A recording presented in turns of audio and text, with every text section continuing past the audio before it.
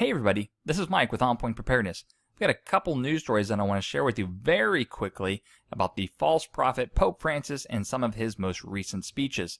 This first one really should be a jaw-dropper amongst a Christian-based community, but honestly, there isn't a whole lot of chatter about it on the internet. I was really expecting this to make more waves than it has. And this is all about his speech that he made to Kenya's youth at the end of November. And it's going to be in line with his statements where he said Jesus failed at the cross, but this time he's saying that God is destroyed and God is a failure. Pretty crazy stuff. So to start off with, this is a very vast and widespread speech to the Kenyan youth. Again, this is almost a theme on my channel. I've mentioned it several times that the Pope is always targeting the youth as well as all the political leaders around the world. Remember what Ronald Reagan said about freedom is only a generation away from extinction. Well, that's exactly what they're doing, is targeting all the young people because they are very malleable to their intentions. But in this speech, he talked to the youth saying that, there's a lot of tribal warfare and death and destruction in certain areas of Africa and how to overcome it. He makes some very typical socialist and New World Order comments like this one, saying there are some small opportunities for the Kenyan youth, but really it's a social danger which is beyond us and even beyond this country because it depends on an international system that is unjust. So again, just more New World Order type language there. But here's the kicker. Here's the big one. A reporter, Manuel, asked this question about how can you find God in all this tragedy? Specifically speaking about all the violence that's happening in various parts of Africa. And so here's the Pope's response. Let's see. How can I see the hand of God in tragedy?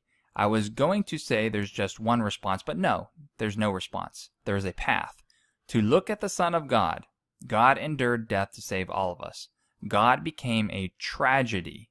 God allowed himself to be destroyed on the cross.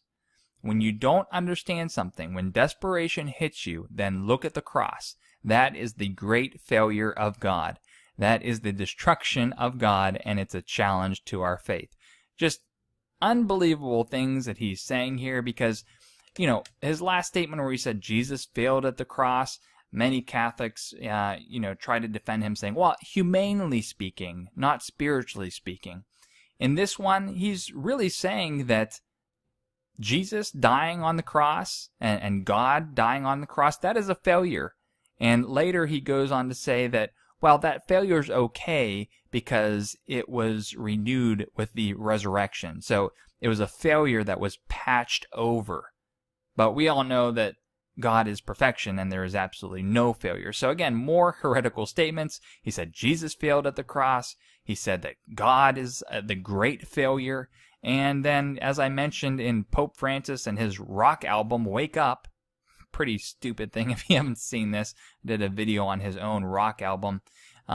He said this in one of his sermons, talking about faith in Jesus Christ is not a joke, it's something very serious. It's a scandal that God came to be one of us, and it is a scandal that he died on the cross. It's a scandal, the scandal of a cross. So we have the scandal of the cross, we have the greatest failure of God, the destruction of God. Jesus failed on the cross. I mean, it just can't get any worse than this. So share the news for anyone that's still sort of tepid on this Pope. He is most definitely the false prophet, and he's very cunning in how he phrases these things. Some other things here. Pope Francis welcomes in the new year with a call to end arrogance of the powerful. But here's again, just very subtle twisting of words where he's welcoming in the new year. He said, let ourselves be reborn. Key word, reborn. To overcome the indifference which blocks solidarity. Key word coming out of France. And to leave behind the false neutrality which prevents sharing. And again, he's talking about a common world and a just and fraternal world, a world in which every person and every creature can dwell in peace. So we all know what it means to be a born-again Christian. It's all about being saved by Christ. But he's talking about it from a very secular perspective, a very worldly perspective, talking about being in solidarity with one another, sharing with one another in our common home, our fraternal world, and dwelling in peace and safety. So again, he just twists things. They all sound very nice, but just twist things for that one world order agenda. Now, about the youth, in his rock album, he's talking about the youth. Here I'll scroll up here and just so you can see it. Pope Francis, Wake Up. This is all about the youth. You can see it in pretty much all these different tracks. He talks about how the youth needs to rise up and wake up, and then you can see it again here in his speech to Kenya, talking about the youth. So here's this verse from Luke, I believe it's chapter 12, verse 53. It says, "The father shall be divided against the son, and the son against the father, the mother against the daughter, and the daughter against the mother, the mother-in-law against her daughter-in-law, and the daughter-in-law against her mother-in-law." I mean, these world leaders and the Pope are really going to try to tear the family unit apart.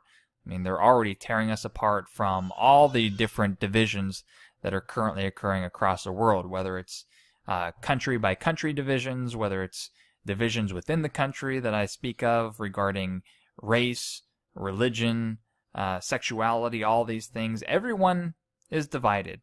And his agenda, again, is to divide the youth against the family and facilitate their agenda. Pretty crazy stuff.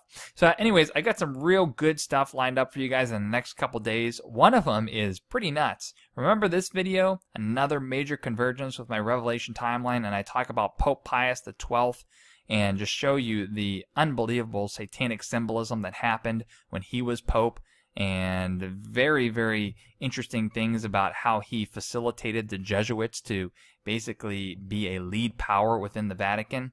There is a article from 1951 that I found, and in it, the author was talking about some prophetic things that he thought were going to happen during the Cold War, and turns out that they didn't happen in the Cold War. They're actually happening now. So that's going to be a real crazy video. Hopefully, maybe get that out tomorrow. So look out for that one. I'll check you guys later. This is Mike with On Point Preparedness. See ya.